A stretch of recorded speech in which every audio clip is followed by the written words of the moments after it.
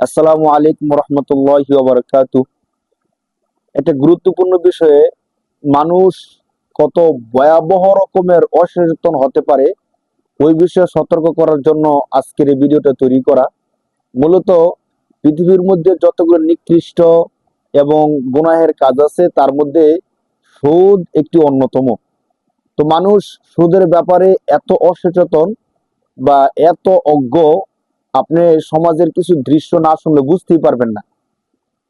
আমাদের এক ব্যক্তি, তিনি নামাজ পড়েন, রোজা রাখেন, সমস্ত ইবাদতগুলো করেন, কিন্তু তাকে যখন তার ইনকাম সোর্স সম্পর্কে জিজ্ঞেস করা হলো যে আপনি কিভাবে আয় করেন, ইনকাম করেন, কিভাবে পরিবার চালান, তখন তিনি বলেন যে ভাই, আমি কয়েকবার ব্যবসা করতে গিয়ে লস খেয়েছি, টাকা নষ্ট করেছি, এখন ব্যবসা বাণিজ্য সব বন্ধ করে দিয়ে আমার বড় অ্যামাউন্টের কিছু টাকা আছে, ওই টাকাগুলো আমি ব্যাংকে রেখে দিয়েছি, ব্যাংক থেকে সামান্য পরিমাণ আমাকে ইন্টারেস্ট দেয়, ওই টাকাটা দিয়ে আমি আমার পরিবার চালাই। নাউজুবিল্লাহ মিন যালিক।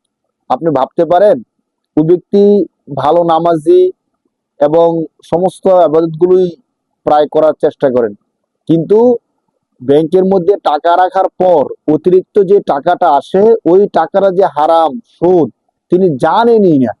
তিনি এটা মনেই করেন না যে তিনি সুদ খাইতেছেন। তাকে যখন আমি গুরুত্ব সহকারে ধরলাম, জিজ্ঞেস করলাম, তিনি বললেন আমি জানি সুদ হারাম, সুদি কারবারের মধ্যে সমস্যা, কিন্তু আমি যা করতেছি আল্লাহ তাআলা তো তা নিষেধ করে নাই। আমি আরো অবাক হলাম, বলেন কি?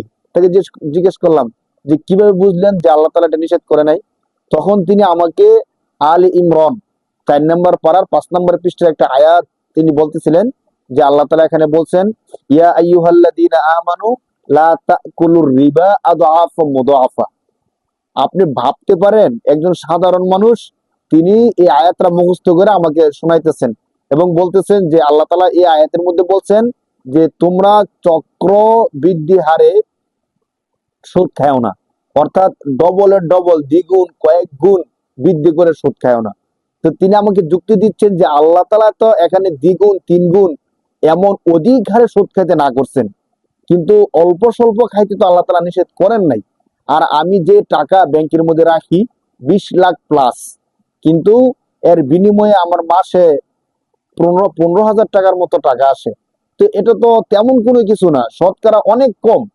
তো আল্লাহ তাআলা তো এটা নিষেধ করে নাই। আপনি ভাবতে পারেন, মানে শয়তান মানুষের মগজে কত গভীর ভাবে ধোকা দিলে মানুষ এই কথাটা বলতে পারে যে আল্লাহ তাআলা তো বেশি খাইতে নিষেধ করছেন, কম খাইতে নিষেধ করেন নাই। বলেন নাউজুবিল্লাহ।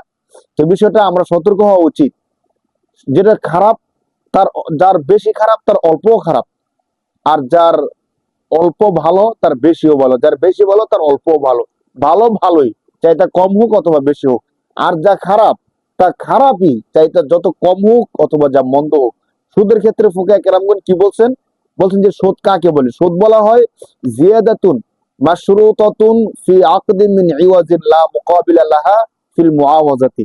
মানে এমন অতিরিক্ত, যে অতিরিক্তটা শর্ত করে আনা হয়েছে, তার মোকাবেলায় বিপরীতে কোনো কিছু নাই। আপনি 10,000 টাকা কাউকে ঋণ দিলেন, আপনি তাকে বললেন যে আমি তোমাকে 10,000 টাকা দিচ্ছি, শর্ত হলো 1 মাস পরে তুমি আমাকে 11,000 টাকা দিতে হবে। এই যে অতিরিক্ত 1,000 টাকা নিলেন, যার মোকাবেলায় বিপরীতে কোনো কিছু নাই, এটাই হলো সুদ। আমরা সতর্ক না থাকার কারণে আমি আবাদত করতেছি, আল্লাহকে মানতেছি, মনে করতেছি সবকিছু ভালো করতেছি, কিন্তু আমি যে সুদের কারবার করে আল্লাহ তাআলার শত্রুতে পরিণত হয়ে যাচ্ছি, আমার কোনো খবরই নেই। আপনি আরেক আয়াতের মধ্যে খেয়াল করেন, আল্লাহ তাআলা কি বলতেছেন, ইয়া আইয়ুহাল্লাযীনা আমানুত্তাকুল্লাহ ওয়া যারু মা বাকিয়া মিনার রিবা। হে মুমিনগণ, আল্লাহকে ভয় করো এবং সুদের অতিরিক্ত টাকাটা ছেড়ে দাও। ফাইল্লাম তাফআলু ফাদানু বিহারবিন মিনাল্লাহি ওয়া রাসূলি। যদি তুমি আমার কথা না শোনো, সুদি কারবার না ছাড়ো, তাহলে আল্লাহ এবং আল্লাহর রাসূলের সাথে তোমার যুদ্ধের ঘোষণা দেওয়া হচ্ছে।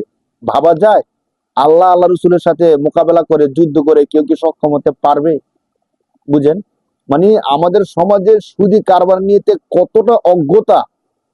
ব্যাংকের মধ্যে যারা চাকরি করে, তারা অনেকে বলে যে আমি তো ব্যাংকে চাকরি করি, অন্য অন্য অফিসের মধ্যে যেমন কাজ করে 8 ঘন্টা 12 ঘন্টা ডিউটি করে টাকা পায়, আমিও তো সেম এত ঘন্টা ডিউটি করে টাকা পাই, তাহলে আমার ইনকাম তো হারাম হওয়ার কোনো যুক্তি নাই। অথচ আপনি সুদের হাদিসটা যদি শুনে থাকেন, যে সরাসরি মুসলিম শরীফের মধ্যে যে হাদিসটা আসছে, রাসূল সাল্লাল্লাহু আলাইহি সাল্লাম, লাআনা রাসূলুল্লাহ সাল্লাল্লাহু আলাইহি সাল্লাম আকিলার রিবা ওয়া মুকিলাহু ওয়া কাতিবাহু ওয়া শাহিদাইহি।